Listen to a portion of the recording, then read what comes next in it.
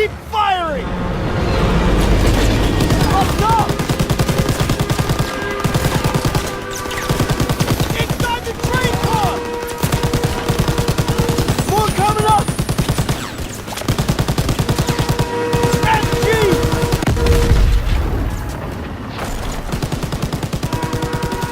Nice, Daniel! Get us out of here! They can't hit us if we get in close!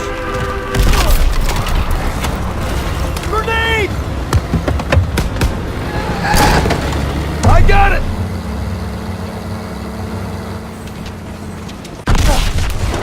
Fuck!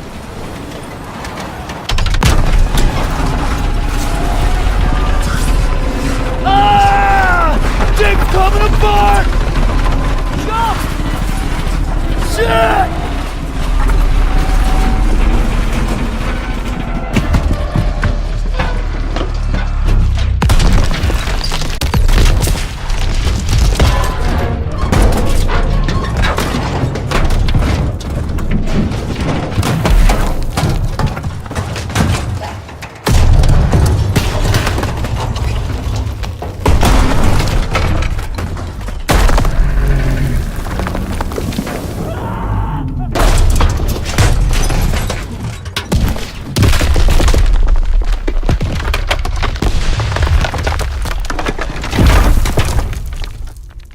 Hello and welcome to another video review here on the channel, and today we're going to be reviewing Call of Duty World War II.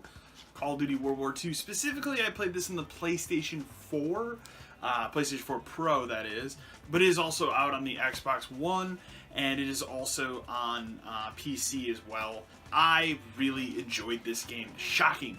The surprise of the year is that this year's Call of Duty is really good. Now, if you remember back to one of the backlogged episodes I did over this past summer, I played through Call of Duty Infinite Warfare's campaign, and I had a blast playing that campaign. You know, a lot of people shit all over it because it was, once again, you know, more space and futuristic warfare and stuff, which is stuff that really interests me, but you know, my interests are different than the mainstream Call of Duty audience. So this game brings everything back to its roots, and I have to say I enjoyed every minute of this campaign. This is probably my favorite Call of Duty campaign since the original Black Ops. I liked it that much. This campaign has a whole Band of Brothers vibe going on with it, and it's fantastic in those regards. And you play through a pretty good chunk of World War II. Of course, this game starts with the D-Day invasion, and I was a little bummed initially when I started because I wanted to just not have that mission in this game because it's so stereotypical of pretty much any war game to have that. Thankfully, it's one mission and it's over, and they don't do anything else with D-Day in this game, and that's fine. The moments that Call of Duty's campaign is at its best are when it does things that are outside of the box for a typical Call of Duty campaign. So there are a couple missions in this game that have you do things that are a little bit different than what Call of Duty has done in the past. There's one mission specifically where you actually take control of an airplane and you're flying an airplane around, and that was kind of crazy to do in a Call of Duty game. Another mission that was really good in this game, and probably my favorite mission of the entire game, has you playing as an undercover French woman who is a spy, and she is infiltrating a German base. And it's fantastic because you have to go through and talk to different people, but you have to remember your story, essentially, so that you don't screw up when your German guards are talking to you, because if you screw up, they're going to kill you. It's fantastic, and the whole thing is subtitled and incredibly authentic. I loved every minute of that. That made this campaign for me that much better. It isn't just your typical Call of Duty run from point A to point B and shoot a lot of Nazis. And yes, there's a lot of that in this campaign, don't get me wrong, but this game kind of operates outside of the box of norms for a Call of Duty game, if that's, you know, what you want to talk about here. So I really enjoyed this game. The campaign alone, I thought, was worth the price of entry. I'm going to be honest, full disclosure, I took my copy of Star Wars Battlefront 2, and I don't like to do this anymore that often, but I traded it in to pick up Call of Duty World War 2 because I thought this is Star Wars Battlefront 2 is a game I hated. I had no desire to ever play it again.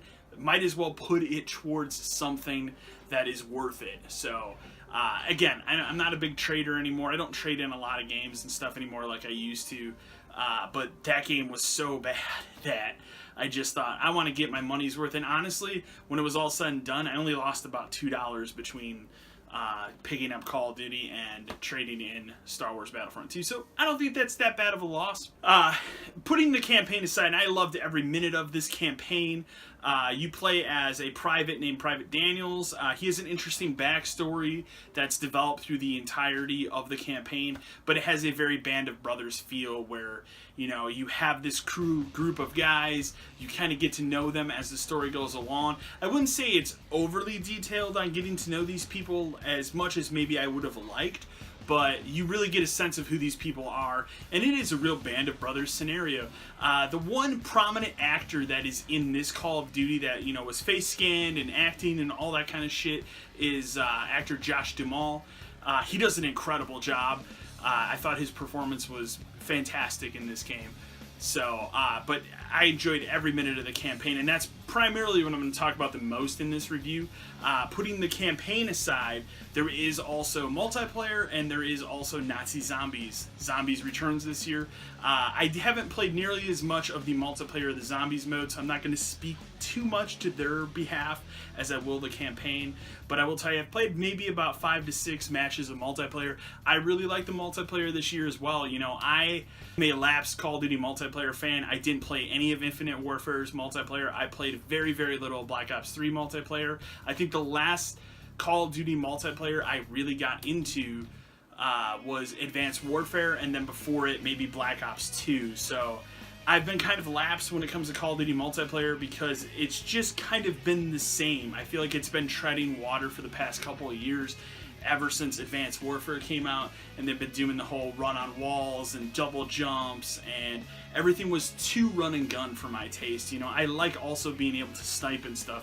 Thank God in this game they've brought sniping back, and it's so incredibly satisfying, especially in the campaign, but in multiplayer as well. It's incredibly satisfying to snipe in this game, and that's something that I really have a reverence for in older Call of Duty titles, so that was really cool to see here. The multiplayer seems pretty cool. This year's big difference is it has a hub world that is kind of reminiscent of Destiny's hub world almost, but you have like a headquarters, and you can run around, you can call in supply crates, and that's where the microtransactions come in, of course. But they have different modes this year. Their big new mode this year is something called War, and it's essentially Overwatch. It is a longer version of an Overwatch match. It's you pushing freight or cargo to a thing, except in here the freight is a tank. And, you know, there's this push and pull between both sides. It's actually really good. My only complaint is that that mode drags on a little too long for a multiplayer match, whereas you play something like Overwatch, I feel like you're getting through matches like that. In here, this war mode seems to take longer than I would like. Otherwise, there's the standard other matches that everybody loves. Personal favorite for me is always Team Deathmatch. That's the most generic and standard of Call of Duty stuff. But the multiplayer is good. I actually have a really good feel for it this year. I've enjoyed it. I plan on playing a lot more of the multiplayer. I actually really like the multiplayer this year, and that's a big plus. So, finally, we'll briefly touch on the Nazi Zombie mode. Now, I've only played a match of Nazi Zombies, but I like this a lot as well. Surprising, and that's probably the biggest thing. This whole game is just a huge surprise because, you know, it came out and I wasn't going to get it right away. I was actually going to wait and maybe get it for Christmas, and then I was kind of on the fence because I've heard some people talk really highly of it and other people talk about it kind of negatively, so I wasn't really sure. And then when Star Wars was such a complete disaster, that's why I switched and ended up getting Call of Duty, you know, and made good on that purchase of Star Wars with this, and I'm blown away at how good this Call of Duty game actually is. So, the Nazi Zombie mode, it's really good this year. You have a couple prominent actors. There's David Tennant, Ving Rhames, and I forget the other two people, honestly, but it's cool. And the thing that's interesting about Zombie mode this year, compared to previous iterations of zombie mode, is that this one seems to take itself more seriously than other ones. There's not like a weird announcer anymore when things happen. You're not, if the little bit I played, I don't even see you being able to build up those barricades again, but I only played one match, so maybe I'm wrong on that. But it seems to take itself more seriously. Another big plus I want to say about Call of Duty World War II is this game looks freaking phenomenal. Like, the graphics alone are very, very impressive. I'm not sure what the resolution bump is on the PS4 Pro, but it is a very, very impressive looking game.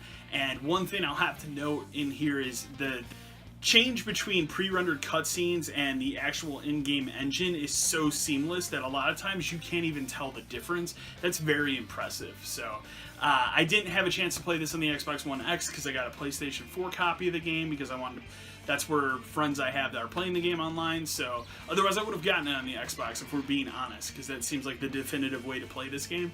But I had a blast with this game. I really, really enjoyed it, and I'm amazed coming out of the other end of this that a Call of Duty game is one of the best games I've played this year. But it's true, and I'm like every aspect of it this year, which is shocking because last year, I didn't even touch that multiplayer. I enjoyed the campaign. I enjoyed Zombies mode last year as well, but this one I've just enjoyed that much more. I think it's the best campaign they've had in years. Zombie mode seems really cool, and I think the multiplayer is really, really solid. So overall, I'm going to go ahead and give this game an A-. I really liked it a lot. I think it is definitely worth your time, worth picking up, even if you're a lapsed Call of Duty fan and you're out there going, I don't care about Call of Duty anymore. And that's been me. For me, I'm not a big sports guy, as you guys know on this channel, so I don't buy like Madden or NHL or NBA every year. Call of Duty's kind of like, I guess, my generic sports purchase every year. I get it every year and I play it because I enjoy those campaigns. I'm part of the 1% that plays the Call of Duty campaigns and plays Call of Duty for the campaign. And to have one this good this year is really, really awesome. So A- for Call of Duty World War II. Worth your time. It's really enjoyable. I enjoyed my time with it. And just know that even if you have no interest in the multiplayer, the zombie mode, this campaign is worth your time. It took me about, I think, 8 to 9 hours to play through the campaign, and I played it on hardened. There are a couple of choke points, don't get me wrong, but I don't really have too much negative things to say about this game. The last thing I want to say about this game, then we'll put a pin in this review, is I appreciated in the campaign the use of first aid kits this time instead of just regenerating health. Now in multiplayer, the regeneration of health is still there because they're not going to change that. That would be too big of a change. I appreciated it in the campaign. It made it more of a challenge, and I really enjoyed that. So I really enjoyed this game. You guys should really check it out. I think it's really good. Anyways, guys, remember to like, share, and subscribe to the channel. And as always, until next time.